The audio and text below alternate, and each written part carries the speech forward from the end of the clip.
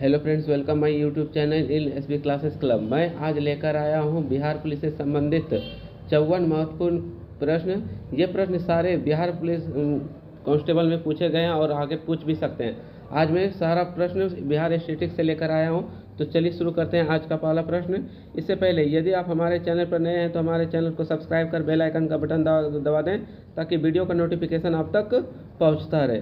आज वीडियो सारा प्रश्न हम बिहार से लेकर आए हुए हैं। छोटा से बड़ा सारा प्रश्न हम उठा के लेकर आए हुए हैं। ठीक है, तो चलिए शुरू करते हैं आज का पहला प्रश्न। बिहार का सबसे बड़ा शहर कौन सा है? आंसर हो जाएगा इसका पटना। बिहार का सबसे बड़ा शहर कौन सा है? पटना। बिहार की राजधानी पटना है और ये राज्य का सबसे बड़ा शहर है। क्वेश्चन नंबर 2, बिहार में चंपारण सत्याग्रह किस वर्ष शुरू हुआ था? 1917 में। इसका आंसर हो जाएगा 1917 में। Option number B, Mahatma Gandhi ने 1917 में चंपारण में नील की खेती करने वाले किसानों के समर्थन में आंदोलन शुरू किया था। क्वेश्चन नंबर 3, बिहार के आधिकारिक राज्य पशु कौन सा है?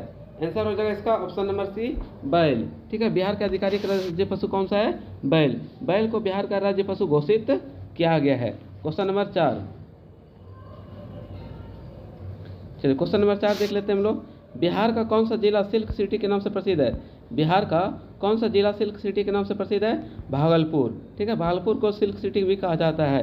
भागलपुर अपनी रेशमी वस्त्र उद्योग के लिए प्रसिद्ध है, इसलिए इसे सिल्क सिटी के नाम से भी जाना जाता है। बिहार में कुल कितने प्रमंडल है? बिहार में 9 प्रमंडल है। ठीक है, बिहार में कुल 9 प्रमंडल है जो राज्य के विभिन्न हिस्सों को प्रशासनिक रूप से विभाजित करता है। क्वेश्चन नंबर 6, बिहार के वर्तमान मुख्यमंत्री कौन है? अगस्त 2024 में का ये क्वेश्चन जो पूछा गया था। ठीक है, बिहार के वर्तमान मुख्यमंत्री कौन है? नीतीश कुमार।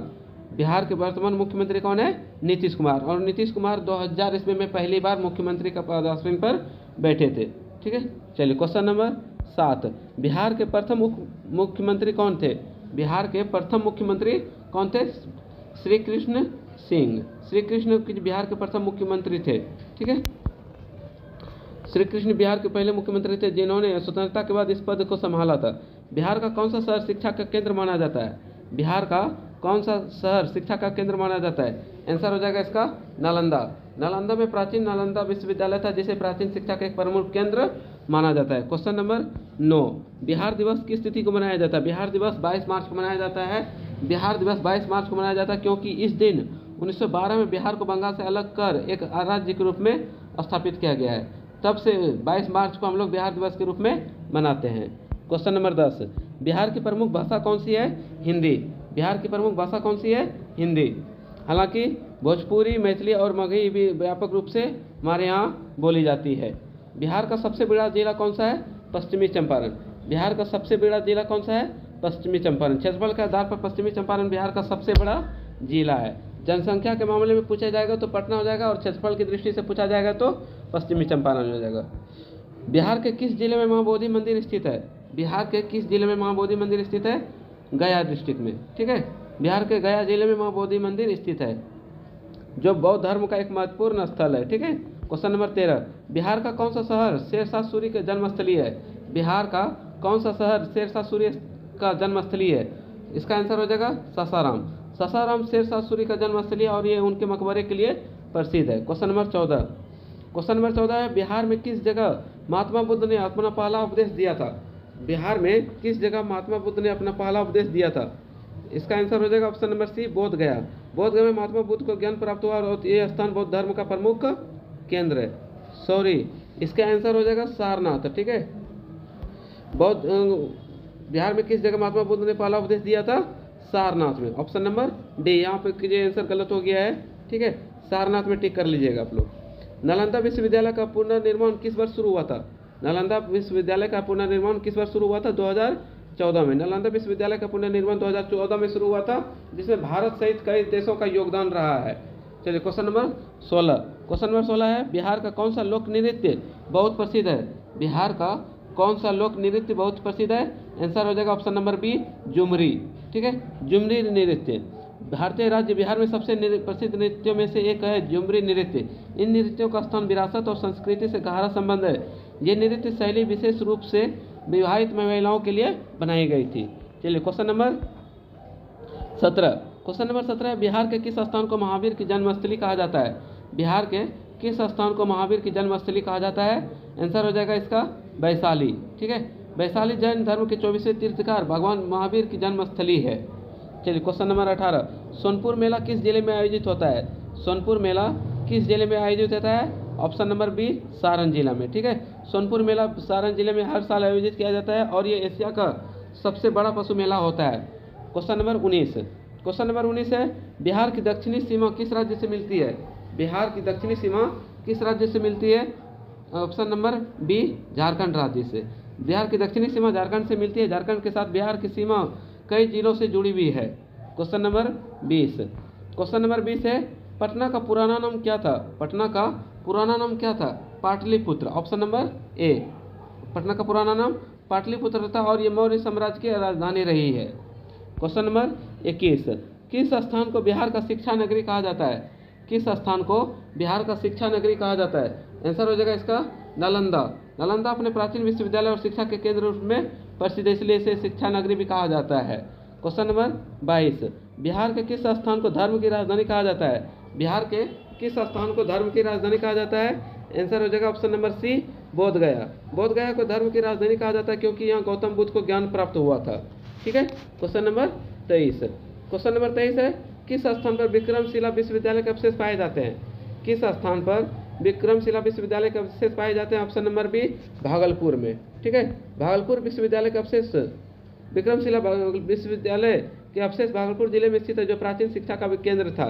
ठीक है, बिहार के किस शहर को कबीर का नगर कहा जाता है? बिहार के किस शहर को कबीर का नगर कहा जाता है? आंसर हो जाएगा इसका सासाराम। ठीक है, सासाराम में संत कबीर के अनुयायियों की बड़ी संख्या थी, इसलिए कबीर का नगर कहा जाता है, इसलिए सासाराम को कबीर का नगर भी कहा जाता है। किस स्थान पर महात्मा गांधी सेतु स्थित है? किस स्थान पर महात्मा गांधी सेतु स्थित है? आंसर हो जाएगा इसका पटना में। महात्मा गांधी सेतु पटना में गंगा नदी पर बना और ये भारत के सबसे लंबे पुलों में से एक है। चलिए क्वेश्चन नंबर 26, बिहार मूल रूप से बिहार शब्द का अर्थ क्या है?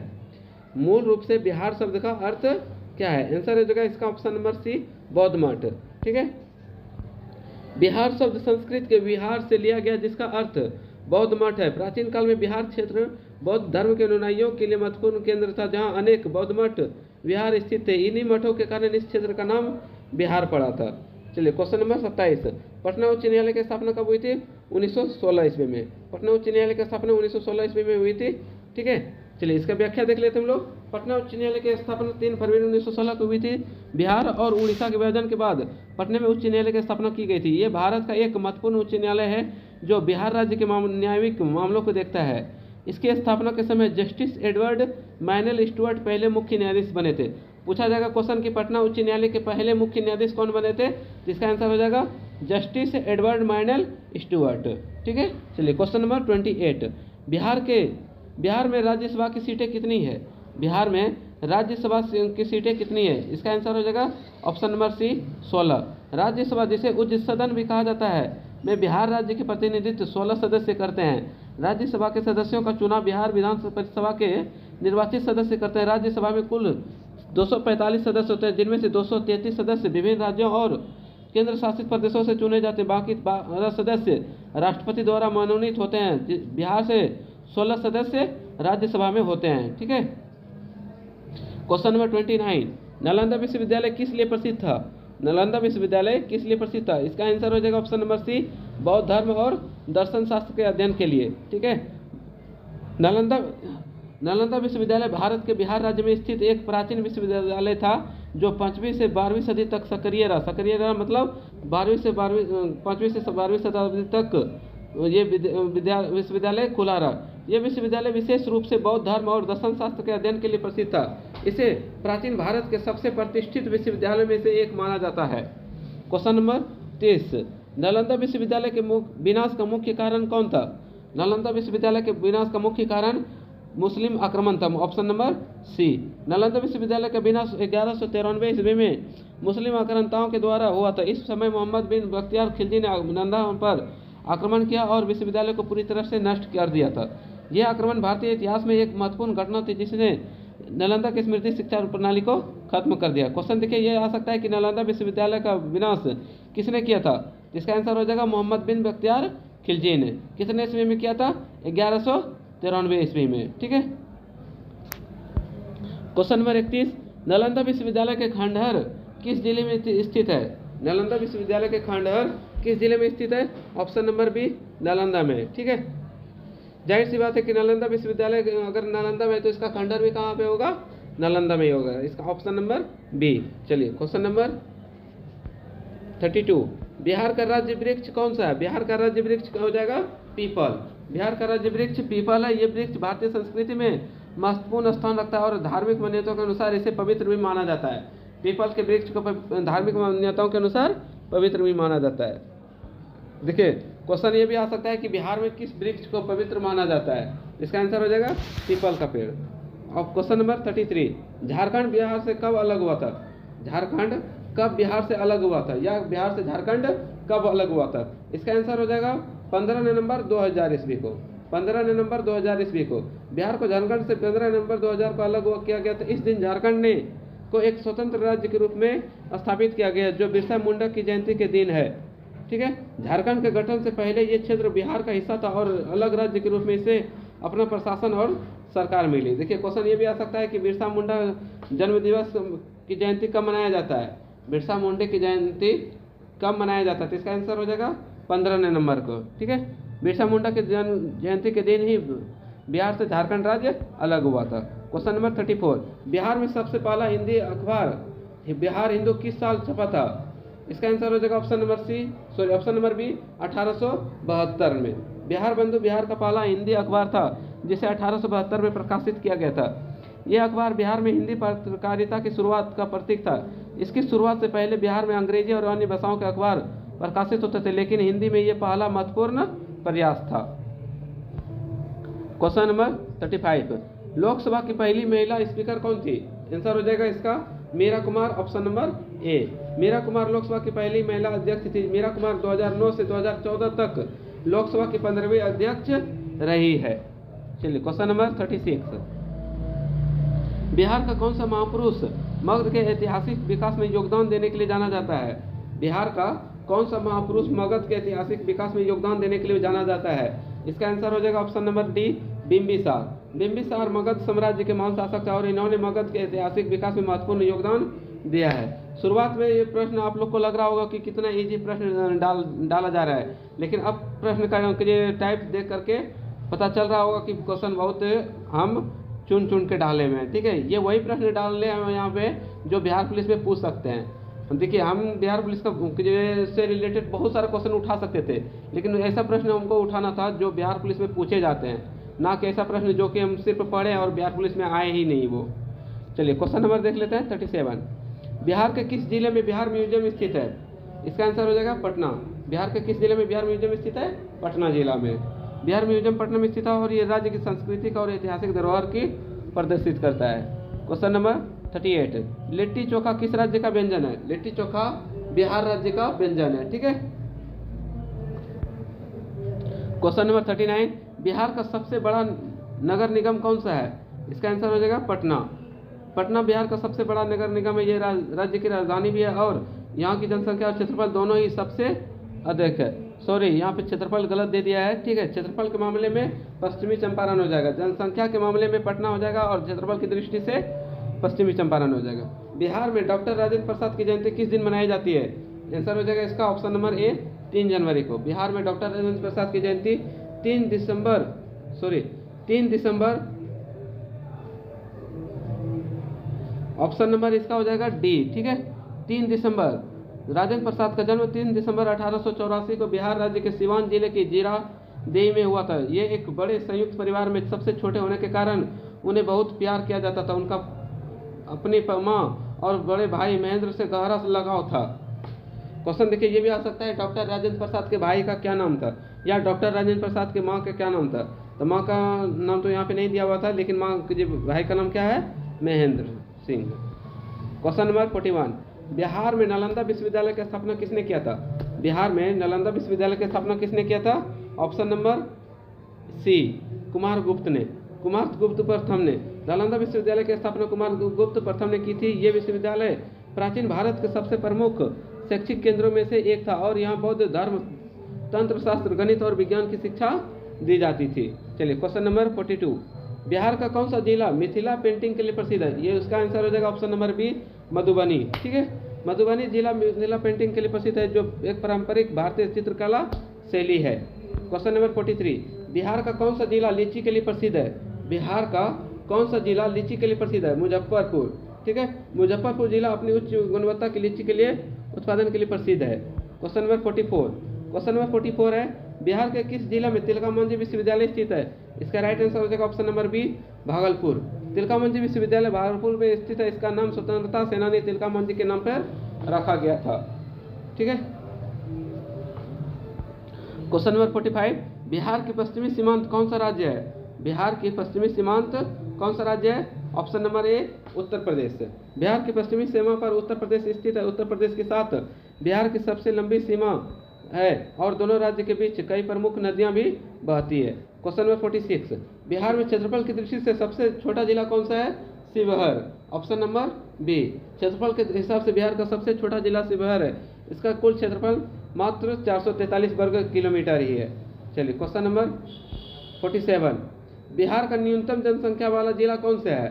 बिहार का न्यूनतम जनसंख्या वाला जिला कौन सा है? इसका आंसर हो जाएगा ऑप्शन नंबर बी, शेखपुरा।